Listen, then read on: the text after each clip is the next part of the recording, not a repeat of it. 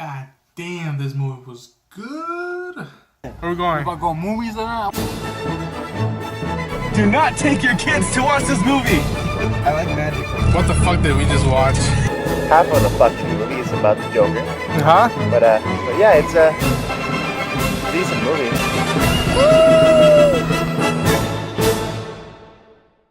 Hey guys, Run and Change. So I just got back from watching Professor Marston and the Wonder Woman. The premise or the story about this film is that Professor Marston, who is a psychologist, whom with his wife Elizabeth are developing theories and ideas. For example, one called DISC, which stands for Dominance, Inducement, Submission, Compliance. They're teaching, lecturing ideas of that woman could be more than what the world perceives them to be. And they're also, you see how they come up with which one now we call is the lie detector. Throughout this whole scenario of them and their teachings, they get an assistant in Olive Byrne, and they all three fall in love for each other.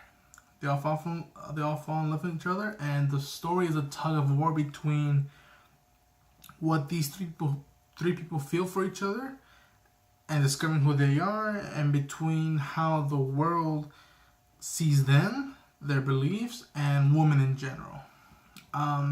It's my take on it.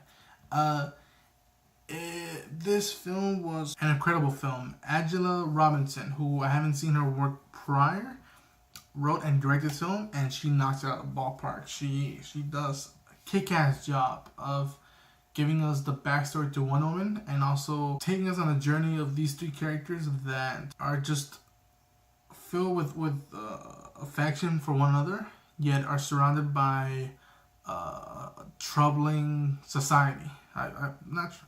Troubling society that is not compassionate or open-minded. I'm gonna go straight forward and just say that the cast is stellar. Luke Evans from The Hobbit, Fast and Furious 6, Dracula Untold. He is incredible, and you see the drive he does give in with his beliefs about the hell of the world. Who are they to judge us? Like this is a belief that I stand for, which should be showed upon everywhere. And you see this drive of belief, and when things don't turn out the way they do for him, you know he won't give up. He won't by any far, whether it be by physical efforts or by arguments with his job and colleagues or just neighbors. He will not give up, and Luke delivers that. Rebecca Hall from Prestige and The Town, which is what I know him for. Strong. Is not afraid to go toe to toe. Very opinionated, and when you cheer for her.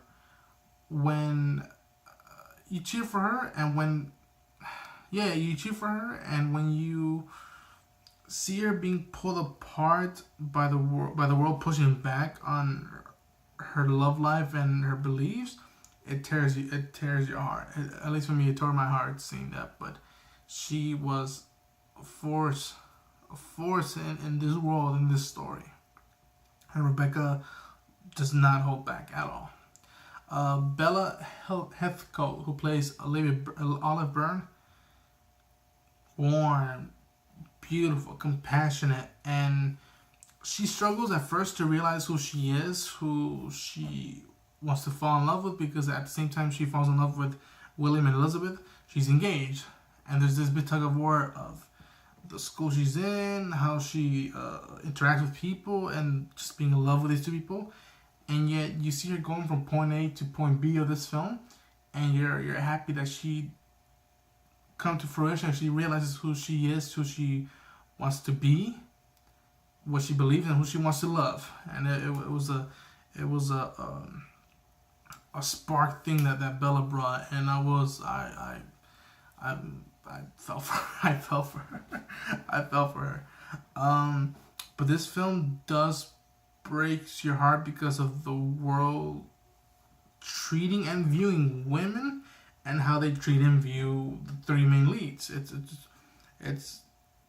kind of odd to see it because I still see stuff in this time, and yet Diana comes from this whole, I don't know, this whole atmosphere in the 40s or 30s, and you say it's incredible that she came out of that period, that time, and her beliefs have and will stand the test of time. And I see a little bit of Diana, or a little bit, no, I see something of Diana in a lot of the world, even though there's problems with it. And while this whole thing is going on of breaking heart, this film does enough to make you root and feel for William, Elizabeth, and Olive. And I'll flat out say that with the main leads, each character shines. No one's pulled back or hold back. You know, he says too much, or she says too little. She says too much, and he says too little. Everyone shines on, which just balance. It's pure balance for the leads, and there's a cool reason why there's 3 posters throughout them. For one for Luke, for Rebecca, and for Bella. Just a cool job from Angela. Wonder Woman's creation. It's weird that this film, it's taking place as an interrogation between William Marston and some board of kid studies or comic book association. They're interviewing, why is Wonder Woman like this? There's sexual behavior or there's torture stuff that's depicted in the Golden Age comics. And you're seeing throughout the film what the 3 leads go for, what they believe, what they love. That you're seeing nods to what Diana is all about. And you get an origin story, yet you're being ridden through the journey of William and Elizabeth and Olive's struggle and how they go through it. And the cool thing about it is that it's maybe intentionally or unintentionally, but I found stuff there that I'm like, so that's what that, and that, look at that, that's where that came from. For example, Olive, she wears braces a lot. I'm just thinking that's where that comes from with Diana, where she stops her bullets. What else comes for the lasso of truth? That's basically the lie detector. Her Amazon roots are mentioned and brought up in the film. Steve Trevor, which is I believe a representation of William, who was an OSS officer, a spy, in I think the World War I or some prior war. Her invisible plane. William has a thing for planes, and I remember in the film, Olive and Elizabeth give him an invincible, clear plane toy, in which I'm like, that's a nod to the invisible plane, and so much stuff. But it was a cool thing. I gotta say, the one moment that got me chills, and I think was the light bulb in the head moment, was that Olive is dressing herself off. She puts on a tiara. She has this clothing on like Diana. She has her bracelets on, the boots, and she gets this little lasso rope, and she shines on as a shadow. It's a beautiful shot in the trailer and in the film. Elizabeth and William come to the door, and they just are awe about her. And I'm like, that's Wonder Woman moment in fruition in real life. That must have been a spark in how Martin decides to do comics in the film, and where it lays off, where it starts off, the ideas, the motivation is a unique thing, which I'll save it to for you to go check out. But yeah, go check it out. Angela Robinson, thank you. It was a cool movie, and I hope to see it again in movie theaters and buy it on Blu-ray. But if you guys like the review, hit the like button, subscribe for more content, post any comments down below, and I'll see you guys in the next video.